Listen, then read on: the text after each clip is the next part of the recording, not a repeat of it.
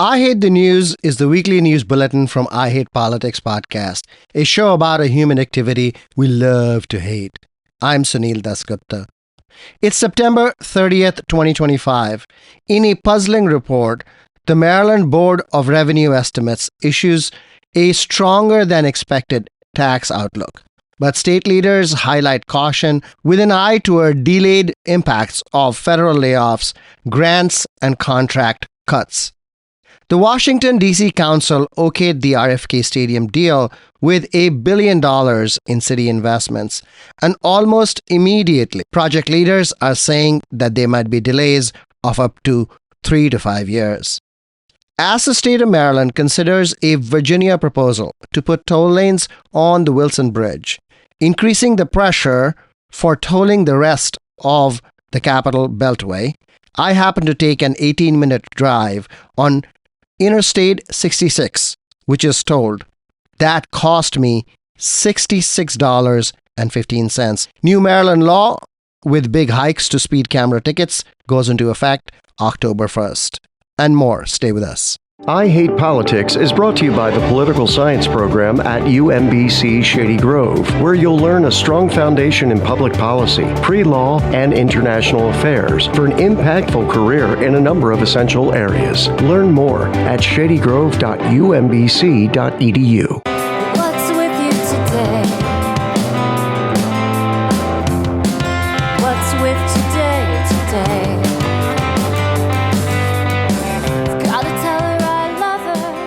I Hate Politics is a podcast about our neighborhoods, workplaces, schools and streets, and our local governments as they function in diverse and democratic societies. This means our politics are messy, dirty, sometimes corrupt, with often self-serving politicians.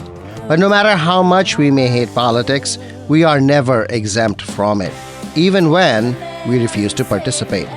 In fact, the purpose of politics is to keep society functioning, precisely when we don't agree with each other, like now. Music for this episode comes from Dear Daria, a Washington, D.C. power pop indie rock band. Mary Jo Mattea on vocals, guitar, and keys. Joshua Hunter on guitar. Eamon Donnelly on bass. And Dan ABH on drums. You can find their music at deardariaband.com. Damn the man and save the empire. Damn the man and save the empire. Damn the man and save the empire. Damn the man and save the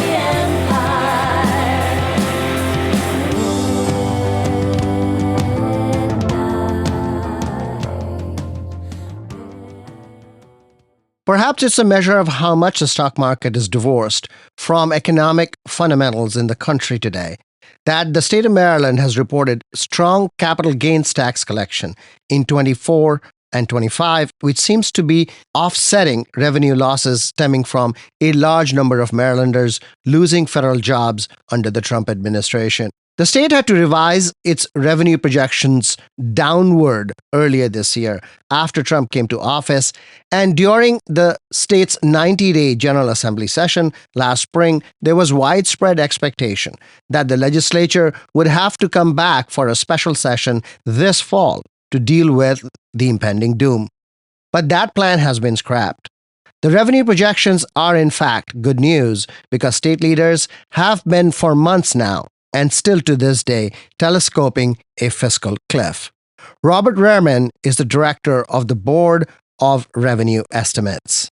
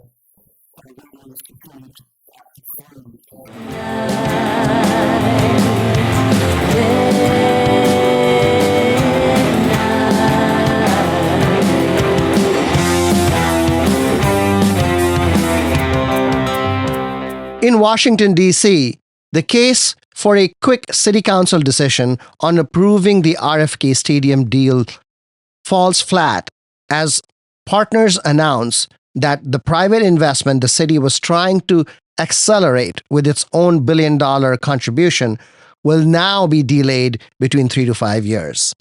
Yashim Sain is the executive director of the DC Policy Center.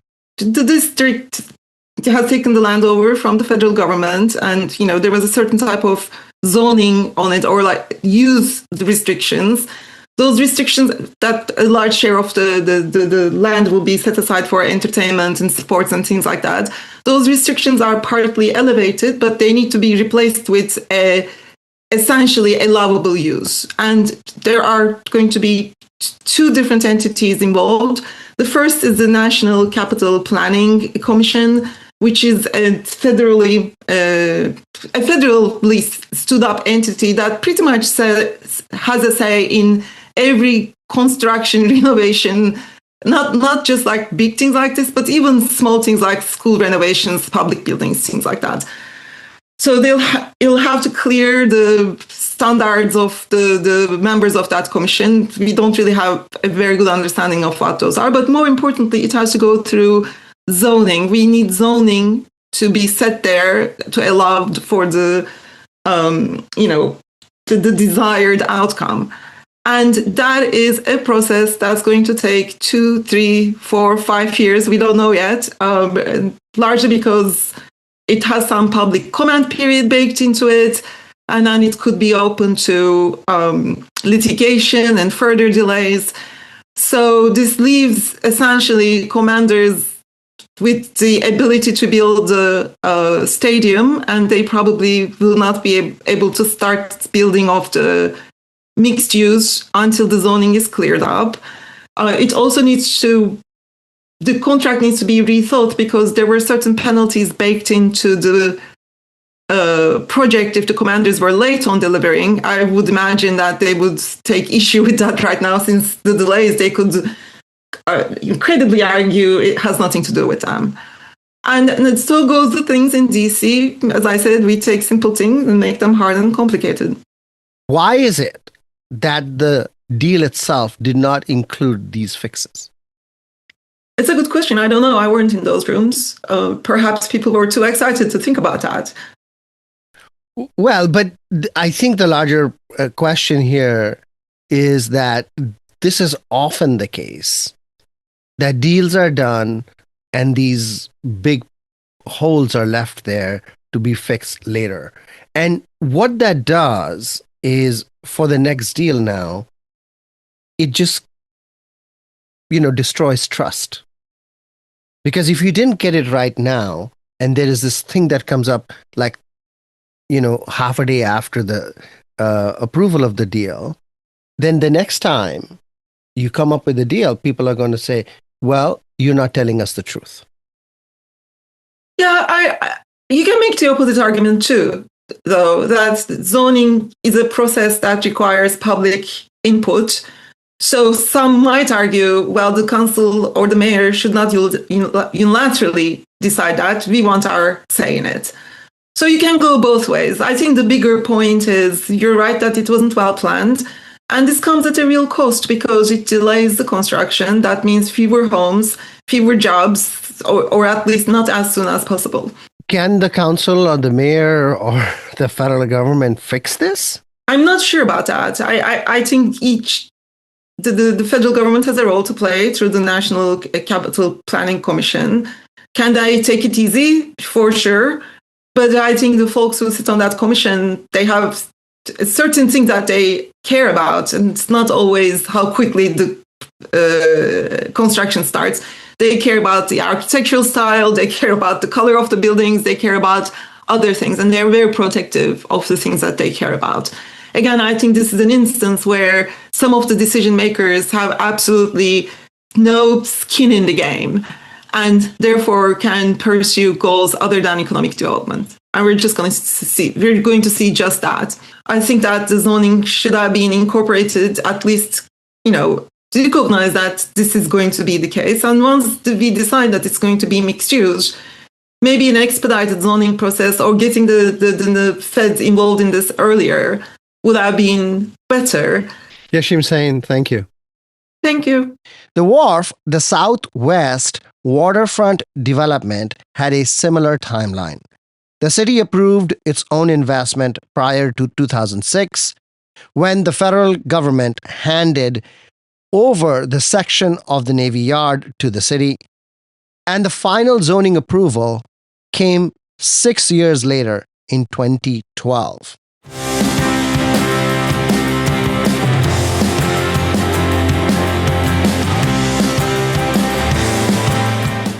The Virginia Department of Transportation, which has led the addition of toll lanes to its section of the Capital Beltway in a quixotic effort to ease congestion, now has a proposal to add toll lanes to the Wilson Bridge over the Potomac River between Alexandria, Virginia, and Prince George's County, Maryland. The Metropolitan Washington Transportation Planning Board is a regional coordinating body which will decide on October 15th whether or not to keep VDOT's proposed Wilson Bridge toll lane project in its master plan document, and thereby allow the project to proceed. The Maryland Department of Transportation, MDOT, is the other heavyweight on this and really has a veto over the plan. Almost all officials I spoke to on the issue have gone silent pending the vote. And it is not clear what sweetener Virginia is offering in return for Maryland to agree to a project that will move the current congestion from Alexandria to Prince George's County, and put pressure on the state to add toll lanes on its side of the beltway between the Wilson Bridge and the American Legion Bridge. Pricing is a time-tested method of clearing the market. High prices drive those who cannot afford to pay out of the market and rebalances demand and supply. VDOT's tolling approach is driven by this idea. They use variable pricing where demand in the moment determines the cost of tolls on VDOT's toll lanes. And as it happened on September 16th, I took a trip from Rockville in Maryland to the concert venue, Jiffy Lube Live in Bristow, Virginia. And for a 18-minute drive on I-66, I paid $66.15 in tolls. That's right, $66 on Interstate 66. I entered the highway at Plaza 413, going from the untolled part of 495 to the tolled I-66 lanes at 6:56 p.m. And I exited at Plaza 425 at 7:14 p.m. With 3 passengers in my vehicle, I could have paid nothing for the trip. But to do that, I had to have a Virginia Easy Pass with a transponder device. I have an old New Jersey Easy Pass device, so there are interoperability questions about the long-standing multi-state Easy Pass compact. VDOT also charges toll on I-66 in segments. The first notice I got was for a $22 toll, and that was fine for me. Subsequently, the following segments had different and unknowable costs, and the signage to get off prior to taking the next segment is not clear. And even if it was clear, expecting drivers to make rational economic decisions while driving at 55 miles an hour is a crazy notion. As I drove past subsequent toll notices, I did see entry ramps, and I assumed that the new toll notices applied to vehicles entering at those points. VDOT later pointed out to me that I was wrong.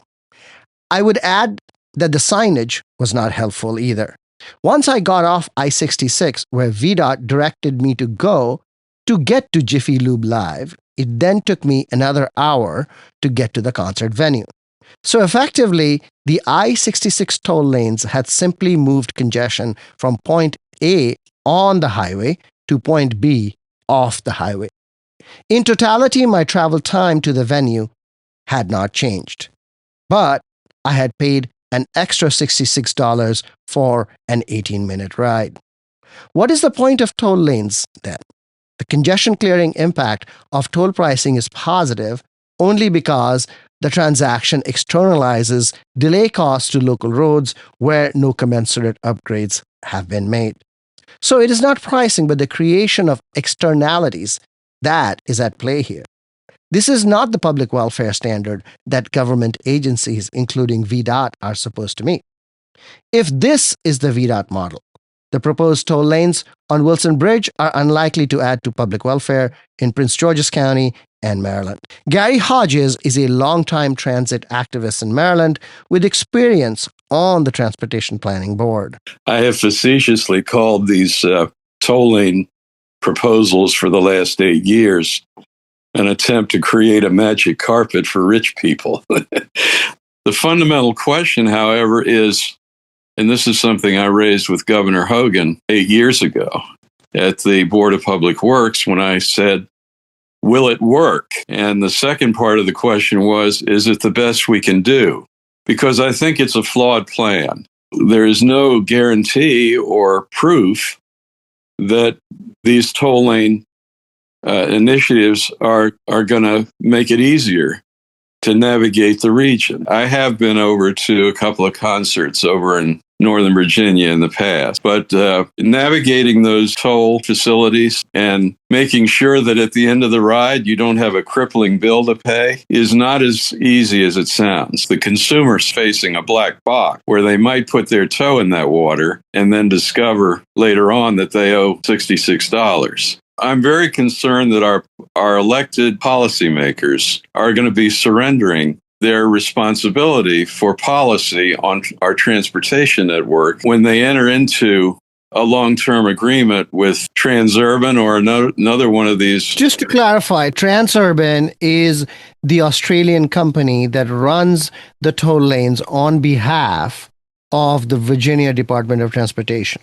Exactly. There are a number of conditions that are placed on the state to engage in that service. Once you enter into that arrangement, do the policymakers still have control over the transportation policy decisions? They're assuming they're going to get an efficient highway system that speeds people to their destinations, and there's a cost to be borne by the users. But it didn't do that. So in my particular case, it took about the same amount of time with or without the toll. So it seemed to me they had moved the congestion to the local lanes rather than being on the highway, which I can assume that there is some public utility to that.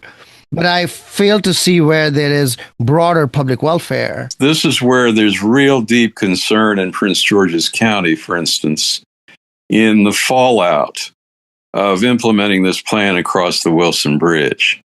Because where people enter and leave the toll lanes, they're very concerned there that there are going to be choke points and congestion in the local road network, which is already congested in southern Prince George's County. The Transportation Planning Board, TPB, is going to vote on the Wilson Bridge toll lanes October 15th. VDOT has this proposal, and really Maryland DOT has veto power. So really, we are talking about two large behemoths within the regional governance structure that are going to decide.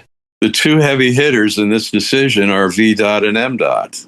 And of course, when we say MDOT, we mean the governor. The MDOT staff has crawled forward with some of the planning that's required, not just on the Wilson Bridge side, but over on the American Legion side.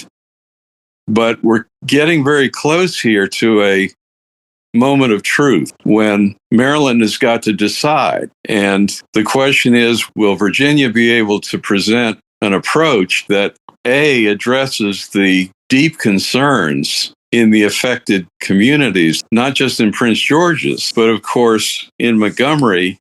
So for those listening, if you're driving in Virginia on the highways, get a Virginia Easy Pass with a transponder. If you have 3 or more people in the car, you can turn on the transponder to say that, and that will make your trip free.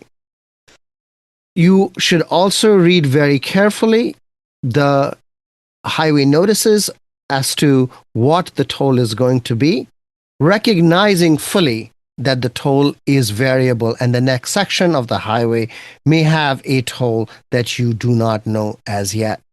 I am sure taking the toll lane is beneficial from time to time. If I were rushing to a hospital, for instance, I would definitely use it no matter what it costs. Gary Hodge, thank you. Nice talking with you.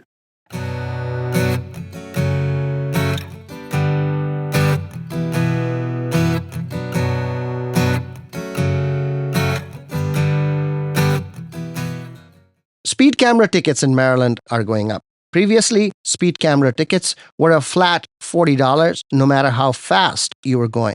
No more. 12 to 15 miles over the speed limit, still $40. 16 to 19 miles over, now $70. 20 to 29 miles over, $120. 30 to 39 miles, $230. Anything over 40 miles over the speed limit, $425. No points on your license still, and speeding remains a civil rather than criminal offense. Stella's a strange and special girl, oblivious in her own world, a ray of sunshine each new day. She likes to hang around the house, sleep through the whole day on the couch, doesn't do much That's all for this episode. Be sure to check out our feature interview series that come out Friday mornings. I Hate Politics is produced by me, Sunil Dasgupta, with support from the University of Maryland, Baltimore County. I direct UMBC's political science program at the universities at Shady Grove in Montgomery County, where, among other things, we explore and learn about politics, government, and society close to home. Music for this episode comes from Dear Daria, a Washington, D.C. power pop indie rock band. Mary Jo Mattea on vocals, guitar, and keys. Joshua Hunter on guitar. Eamon Donnelly on bass. And Dan ABH on drums. You can find their music at deardariaband.com. If you want to share your music on the show or know someone else who might want to, please email us at producer@ihppod.org. I hope you'll subscribe and share the podcast as we bring you stories about politics close to you and to your home. See you next time. Extraordinary.